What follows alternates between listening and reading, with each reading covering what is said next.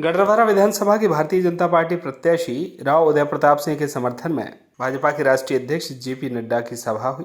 JP Nadda का भाजपा कार्यकर्ताओं ने भव्य स्वागत किया। भारतीय जनता पार्टी के राष्ट्रीय अध्यक्ष जेपी नड्डा कांग्रेस पर जमकर बरसे। इसके पूर्व में मध्य प्रदेश, उत्तर प्रदेश, छत्तीसगढ़, राजस्थान कांग्रेस के समय सरकारों ने प्रदेश को बीमारू बना दिया था। कांग्रेसी लोग कहते थे मंदिर वहीं बनाएंगे, तिथि नहीं बताएंगे। राहुल गांधी को 22 तारीख में अयोध्या में भव्य राम मंदिर में सभी कांग्रेसियों को आमंत्रित किया। मंच से आम सभा को सुनने के लिए हजारों की संख्या में माताएं, बहनें और बुजुर्ग पहुंचे। राव उदय प्रताप सिंह ने कहा, मतदाताओं का स्नेह प्रेम है। जेपी नड्डा को सुनने के लिए इतनी अधिक मात्रा में लोग पहुंचे। समय समय पर एक समय में ओबीसी का नारा लगाते थे, आजकल कह रहे ओबीसी के बारे में। एक समय था जब यही राहुल गांधी के पूज्य पिताजी ने पार्लियामेंट में कहा था कि न जात को न पात को और सिर्फ विकास को, यह उन्होंने नारा लगाया था। और आजकल वो ओबीसी का नारा लगा रहे हैं।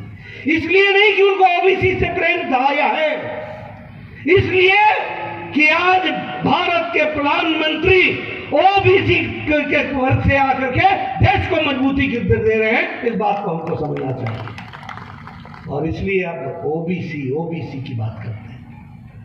आजकल कांग्रेसी राम के भी बड़े प्यारे हो गए, आजकल राम भक्त बन रहे हैं, आजकल भगवान राम की बात करते हैं। यह अलग बात है कि यूपीए की सरकार में इन्होंने ही कहा था कि वाल्मीकि के रामायण में राम काल्पनिक है, एफिडेविट दिया था। राम को कोई वैज्ञानिक आधार नहीं है, राम को कोई ऐतिहासिक आधार नहीं है। और आज राम की बात करते हैं। ये भी कहते हैं कि मैं जनेऊ डालता हूं, जनेऊ। ये मालूम नहीं कि जनेऊ इधर से डाला जाता है या इधर से डाला जाता है। और यह भी नहीं मालूम होता इनको कि राम जी का वनवास कितने वर्षों तक हुआ था। इस तरीके के राम भक्त हो गए। खैर, देर आए दुरुस्त आए, सही जगह पर आए। हमें छेड़ा करते थे, हम मंदिर वहीं बनाएंगे, तिथि कब बताएंगे। आजकल हम कहते हैं 22 तारीख को आप भी आ जाएंगे, 22 जनवरी को। इसलिए मित्रों, ये समय के साथ राजनीति के हर नारे को बढ़ाने का प्रयास करते हैं। न ये कभी ओबीसी के पक्षधर थे, इनको ये सुविधाजनक तरीके से चीजों को रखने आता है। अगर किसी ने सबकी चिंता की है, अगर सारे समाज की चिंता किसी ने की है और ओबीसी के बारे में भी सही मायने में चिंता हुई है, तो मोदी जी के नेतृत्व में भारतीय जनता पार्टी ने की है। यह हमको ध्यान रखना।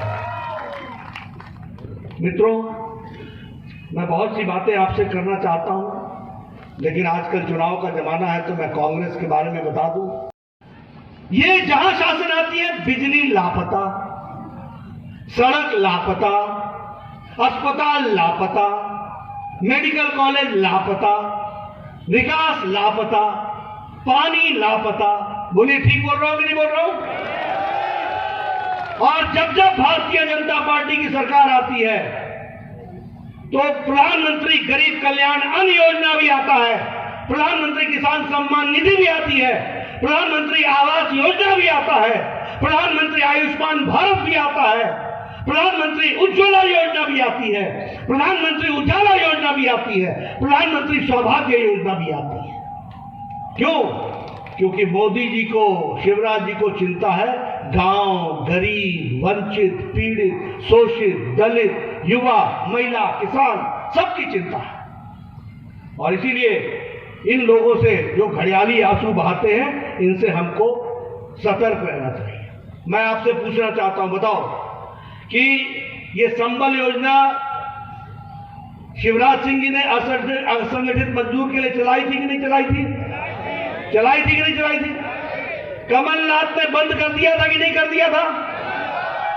अब 17 तारीख को आप इनको बंद कर दोगे ना, छुट्टी कर दोगे ना? आप बताइए, दीनदयाल अंत्योदय रसोई में 5 रुपए का भोजन शिवराज जी ने गरीब लोगों के लिए व्यवस्था की थी कि नहीं की थी? की थी कि नहीं की थी? और उसको बंद कराया था कमलनाथ ने कि नहीं? गरीब के मुंह से रोटी छीनी थी कि नहीं? अब इनसे आपने सत्ता में आने से पहले इनसे छीन लेना। और बताइए, शिवराज जी ने आपको फिर से अंत्योदय रसोई चलाई कि नहीं? विकास किया कि नहीं? आप बताइए, ये आहार अनुदान योजना में हमारी आदिवासी बहनों को 1000 रुपए दे रहे थे कि नहीं दे रहे थे? उसको रोका था कि नहीं रोका था? इन्होंने रोका था कि नहीं रोका था? रोका था कि नहीं रोका था? आज फिर से वो दृष्टि से मध्य प्रदेश की दृष्टि को आगे बढ़ाने वाले हैं, उसको काम में लगाने वाले हैं।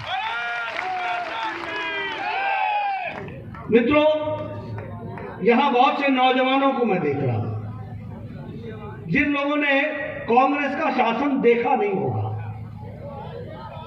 पहली बार आपको वोट डालने का मौका मिला है, इसलिए आपको बताना मेरा कर्तव्य बन जाता है, क्योंकि आपने वो समय देखा नहीं, आपको वो समय पता नहीं। और एक बात याद रखना, उजाले का महत्व तब होता है जब अंधेरा को तुम पहचानते हो। पूर्णमासी का मतलब तब होता है जब अमावस्या तुमको याद हो। 2003 में यही प्रदेश बीमारू राज्य कहलाता था। बीमारू राज्य मतलब बीमार है। ब से बिहार, म से मध्य प्रदेश, र से राजस्थान, उ से उत्तर प्रदेश, ये बीमारू राज्य कहलाते हैं, जिसमें आपका भी मध्य प्रदेश था। आज हम गौरव के साथ कह सकते हैं कि ये राज्य बीमारू नहीं, बेमिसाल राज्य बन गया, विकास के लिए आगे बढ़ चला। और ये कारण है भारतीय जनता पार्टी के शासन का। मित्रों, याद रखना, जहां कांग्रेस आती है वहां भ्रष्टाचार आता है, जहां कांग्रेस आती है वहां अनाचार आता है, जहां कांग्रेस आती है वहां महिला उत्पीड़न आता है, जहां कांग्रेस आती है व्यभिचार आता है, जहां कांग्रेस आती है वंशवाद आता है, जहां कांग्रेस आती है परिवारवाद आता है, जहां कांग्रेस आती है वहां आपके हकों का डाका डाला जाता है। और जहां भारतीय जनता पार्टी आती है वहां विकास होता है, जहां भारतीय जनता पार्टी आती है वहां तरक्की होती है, जहां भारतीय जनता पार्टी आती है वहां लोगों की सरकार बनती है, जहां भारतीय जनता पार्टी आती है वहां लोक लाज की सरकार होती है, जहां भारतीय जनता पार्टी आती है वो किसानों की सरकार होती है, जहां भारतीय जनता पार्टी आती है वो महिलाओं का सशक्तिकरण करती है, जहां भारतीय जनता पार्टी की सरकार आती है वहां गरीबों का कल्याण होता है। ये अंतर हमको समझ लेना चाहिए।